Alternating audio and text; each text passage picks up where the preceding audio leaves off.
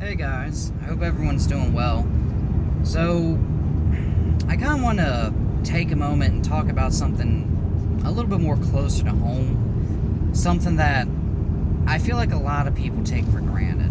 And I just feel like it needs to be said. So, veterans. I myself am a veteran. I've served in Iraq. And, it does break my heart to see a lot of veterans, they give so much, but they come back home and it's like they just get nothing in return. Now, I'm sure all of y'all understand those memes and those, forums that we see where it's just like, we're looking for a new manager. Oh, hey, I've been here a couple years. I can do that, manager. But we need you to have managerial experience. And it's just like, well, how am I supposed to get managerial experience if you won't hire me as a manager? You get what I'm saying? And honestly, the same thing is with veterans. So what do I mean by that? Well, you see, I have a decent background with my DD214. But the thing is, there's a lot of companies and positions that you would believe, oh, someone with his background, he would be perfect in, but that's not always the case. So what I'm saying is, say you're an infantryman, right? And you try to apply for a security position in the civilian world when you get out. So even though you were infantry and you might have been deployed, that company may not hire you, mainly because they would prefer to have someone who's already been in security positions for a while and already understands security positions, despite the fact that that gentleman or woman has already been in security positions and already understands what it means to do security. I mean, you're infantry, you're basically a war fighter. You get what I'm saying? I would definitely think to understand someone would know.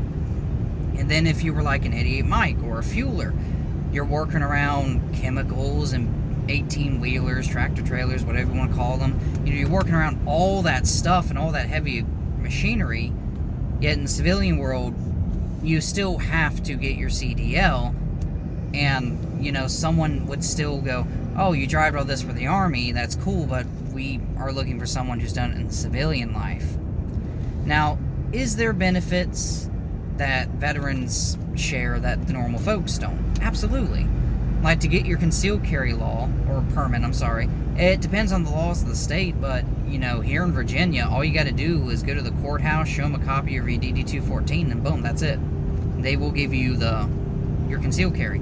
And then if you want to get your CDL, all you got to do is pass the test. You don't have to take the driving course, and you can get it. So, there is opportunities, and there is, areas out there where veterans can excel, but unfortunately, from my experience in the little job hunting market, a lot of companies prefer people that has done those types of jobs in the civilian sector. And it kind of makes all your military experience seem pointless. It's just like, you sit there, you go and you think, well, I was in the Army for 8 years, I've been infantry, and I've been other types of combat MOSs, and I've done all this type of stuff. You figured I'd be a prime pick, but then they skip you over for someone who's never done anything because they say, oh, well, we can train him as we want him. Don't let them fool you. That happened to an NCO of mine, and the reality is, they just didn't have to pay him as much. Because, see, where my NCO had all that experience and background, they would have had to pay him a bit extra. With the guy that they passed him up for, they didn't have to pay him as much. It is a BS reasoning, and from what my NCO told me, that's the main reason he stayed in the Army, because he was wanting to get out, but he couldn't find any jobs that suited him, so he had to stay in to support his family. And he's not the only soldier that's happened to. And as I said, I understand there's tons of great programs, and there's tons of companies who love veterans. They'll hire veterans, like, what is it, Black Powder Coffee, I think there are? They love veterans. They'll hire them. Too bad there's not a factory near me. It's just, it's not just veterans who suffer from this. It's everybody, you know? I don't know if it's just the job atmosphere or what, but, you know, it's like, you'll see a good job and you'll go for it, but then they'll just reject you because it's like, oh, well, we're looking for someone with prior experience in this field. And it's just like, well, how are you supposed to get experience in that field if they won't let you in the field? Like, there's some security positions at hospitals, you know, it's like they prefer someone who's been security and has done this for years, and then they also want someone who's also been in the medical field, done that for a few years. You know, that's a hard combination. Find someone who's been in security and someone who's been in the medical field. That is a hard combination to find. But that's what they want. That's what they're looking for. And, you know, it sucks. It really does suck. And as I feel like I need to talk about this, because there's just so many veterans that find themselves in this position where it's just like, well, what was the point of them putting in all this service if the civilian world isn't going to recognize it? And not everyone finds the opportunities. And a lot of veterans fall through those cracks because of this stuff like this. Because the reality is, not everyone's a soldier for life.